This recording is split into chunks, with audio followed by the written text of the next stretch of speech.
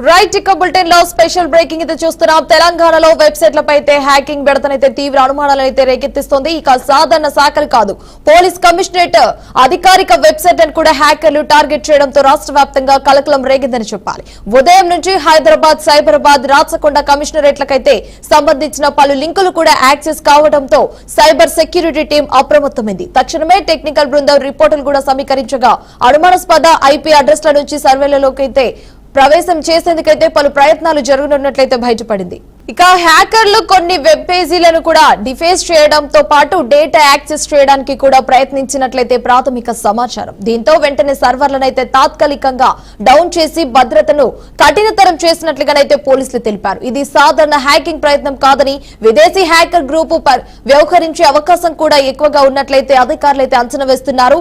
ఈ దాడుల ఫుట్ ప్రింటర్లను కూడా ఫోరెన్సిక్ విశ్లేషిస్తూ దుండగులపై వేగవంతంగా దర్యాప్తు చేపట్టినట్లు కూడా అధికారులు అయితే స్పష్టం చేశారు. పాతబడిన సెక్యూరిటీ ప్యాచ్లు, బలహీన పాస్వర్డ్ ముఖ్యంగా వెంటనే మార్చాలని కూడా భద్రతా చర్యలను బలోపేతం చేయాలని సైబర్ సెక్యూరిటీ విభాగం అన్ని శాఖలకు స్పష్టమైన హెచ్చరికనైతే జారీ చేసింది.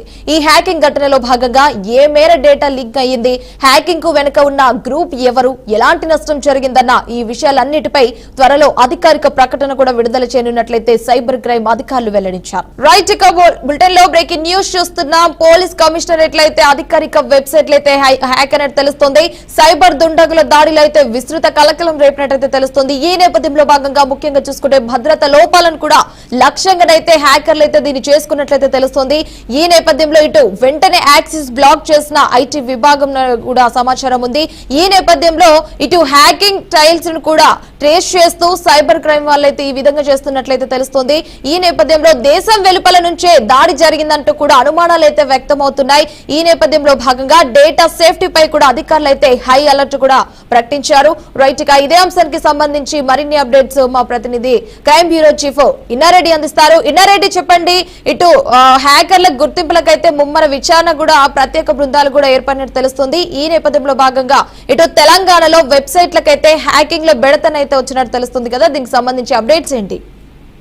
హిమవర్ష, మనం చూస్తా ఉన్నాం గత కొద్ది రోజులుగా చూస్తే ఇటువైపున పోలీస్ వెబ్సైట్లు కాకుండా హైకోర్టు వెబ్సైట్ సంబంధించిన విషయంలో కూడా హ్యాకింగ్ జరగకపోయినా డైవర్షన్ చేశారు. కొన్ని ఫైల్స్ డౌన్లోడ్ అవుతున్నప్పుడు ఆటోమేటిక్ గా గేమింగ్ యాప్ డౌన్లోడ్ అయ్యే రకంగా వాళ్ళు పోస్ట్ చేసిన సందర్భంలో దాని కేసు నమోదై దాని మీద విచారణ జరుగుతా ఉంది. అయితే ఇప్పుడు మళ్ళీ ఈ పోలీస్ కమిషనరేట్ కి సంబంధించిన ఒక వెబ్సైట్ కూడా హ్యాక్ చేసే ప్రయత్నం చేసిన నేపథ్యంలో వెంటనే అలర్ట్ అయిన ఐ డిపార్ట్మెంట్, అంటే ఎప్పుడైనా సరే మనం ఏదైనా సరే ఒక చేసినా లేకపోతే ఒకరితో మాట్లాడినా కూడా మన దానికి సంబంధించిన ఫుట్ ప్రింట్, దానికి సంబంధించిన ఫైల్స్ కొన్ని మన మొబైల్లో సేవ్ అవుతాయి. అట్లనే ఎవరైనా సరే హ్యాకింగ్ ట్రై చేసినా కూడా ఎక్కడి నుంచి ట్రై చేస్తున్నారు అని చెప్పిన విషయం మీద ఐపీ అడ్రస్ ట్రాక్ అవుతాయి. దానికి సంబంధించిన కొన్ని రిజిస్టర్ ఫైల్స్ కూడా స్టోర్ అవుతాయి. సో ఆ రిజిస్టర్ ఫైల్స్ ను అనలైజ్ చేసి దాని ఫుట్ ప్రింట్స్ అంటారు. సో అలా ఎక్కడి నుంచి వీళ్ళు ట్రై చేశారు, ఎవరు వాళ్ళని దాని మీద కూడా ఇప్పటికే ఐటీ డిపార్ట్మెంట్ హ్యాకింగ్ గురి కాకుండా సెక్యూరిటీ చేయడం అయితే జరిగింది. అలాగనే ఎక్కడి నుంచి ఎందుకు ప్రయత్నం చేశారు, ఎవరు వాళ్ళన్న దాని మీద, అంటే విదేశీయులు ఈ హ్యాకింగ్ చేసినట్టు కూడా అనుమానం వ్యక్తం చేస్తున్న నేపథ్యంలో సంబంధించిన పూర్తిగా ఐ డిపార్ట్మెంట్ అలర్ట్ అయిపోయి ఎక్కడ ఈ రకమైన ప్రయత్నాలు జరుగుతున్నా, ఎందుకు మీరు హ్యాక్ చేయాలనుకున్నారని దాని మీద కూడా విశ్లేషణ జరుగుతూ ఉంది. మొత్తం మీద మన ఐ డిపార్ట్మెంట్ అలర్ట్ గా ఉంది కాబట్టి మన పోలీస్ కమిషన్ వెబ్సైట్ ను హ్యాక్ చేయలేకపోయారు. ప్రయత్నం అయితే జరిగింది. ఆ ప్రయత్నాన్ని ఏమంటే అడ్డుకట్ట వేసి ఇమ్మీడియట్ గా దాన్ని బ్లాక్ చేయడం జరిగింది. మొత్తం మీద ఈ వెబ్సైట్ లో మనకు సంబంధించిన అధికారిక వెబ్సైట్లు కావచ్చు, తెలంగాణ గవర్నమెంట్ వెబ్సైట్ ఇన్నారెడ్డి, ఇటు మనం ముఖ్యంగా చూసుకుంటే ఇటు దేశం వెలుపలి నుంచే ఇది జరిగింది అంటూ కూడా అయితే అనుమానాలు అయితే వ్యక్తమవుతున్నాయి కదా, దీనికి సంబంధించి అప్డేట్స్ ఏంటి? హిమవర్ష, ప్రధానంగా మన దేశం యొక్క భద్రతా లోపాలు ఎత్తి చూపడానికి విదేశీయులు లేకపోతే పాకిస్తాన్ సంబంధించిన వ్యక్తులు కావచ్చు, టెర్రరిస్ట్ గ్రూపులు కావచ్చు, ఈ రకమైన హ్యాకింగ్ చేస్తున్న నేపథ్యాన్ని మనం చూసాం, గతంలో కూడా జరిగాయి. సో అదే కోవలో ప్రస్తుతం మన భద్రతా లోపాలు అంటే మన వెబ్సైట్ లో ఉన్న లూప్ హోల్స్ అనుకోవచ్చు, బగ్స్ అనుకోవచ్చు, దాని ఆధారంగా చూసుకుని ట్రాక్ చేసి వాళ్ళు హ్యాక్ చేసే ప్రయత్నం చేస్తా ఉన్నారు. మొత్తం మీద మన కమిషనరేట్ అన్ని కూడా పర్ఫెక్ట్ గా ఉన్నాయి, తర్వాత అలర్ట్ గా ఉన్నాయి కాబట్టి వాళ్ళు ప్రయత్నం చేసినా కూడా ప్రయత్నం విఫలమైంది, సఫలం కాలేదు. సో మొత్తం మీద ఈ ప్రయత్నాలు చేస్తుంది విదేశాలకు సంబంధించిన కొన్ని టెర్రరిస్ట్ గ్రూప్ అనుకోవచ్చు, లేకపోతే పాకిస్తాన్ సంబంధించిన ఏజెంట్ల ఎవరు చేస్తున్నారు దాని మీద ఇప్పటికీ కొంత కీలకమైన సమాచారం. ఎందుకంటే తెలంగాణ గవర్నమెంట్ లో ఉన్న సైబర్ సెక్యూరిటీ బ్యూరోలో సైబర్ క్రైమ్ పోలీసులు కూడా ఇండియాలో నెంబర్ 1 గా ఉన్నారు కాబట్టి మన వెబ్సైట్ ని హ్యాక్ చేసే ప్రయత్నం చేయరు. చేసినా కూడా ఈజీగా కనుక్కునే టెక్నాలజీ మన దగ్గర ఉంది. సో ఆ దిశగా ప్రయత్నాలు కొనసాగుతూ ఉన్నాయి. ఖచ్చితంగా ఎవరు ప్రయత్నం చేశారో కూడా ఖచ్చితంగా త్వరలో వెల్లడిస్తామని చెప్పని సైబర్ సెక్యూరిటీ గురించి చెప్తా ఉంది విమర్శ. ఇన్నారెడ్డి, ఇటు ముఖ్యంగా మనం చూసుకుంటే పోలీస్ కమిషనరేట్ వెబ్సైట్ లో కూడా ఇటైతే హ్యాక్ అయినట్లు కూడా తెలుస్తుంది కదా, మరి దీనికి సంబంధించి అప్డేట్స్ ఏంటి?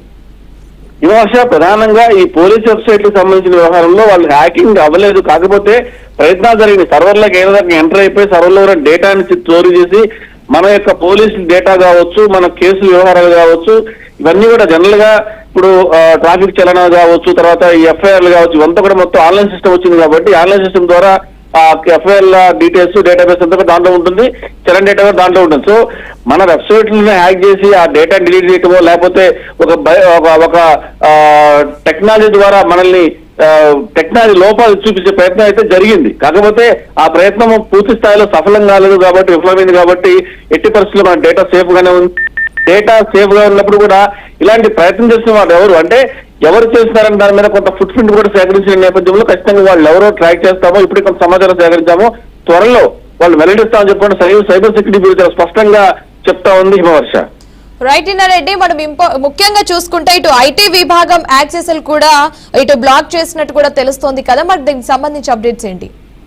ఏదైనా సరే ఒక వెబ్సైట్ ని కానీ ఒక సర్వర్ ని కానీ హ్యాక్ చేయాలంటే ఖచ్చితంగా దానికి సంబంధించిన హై ఎండ్ టెక్నాలజీ ఉండాలి.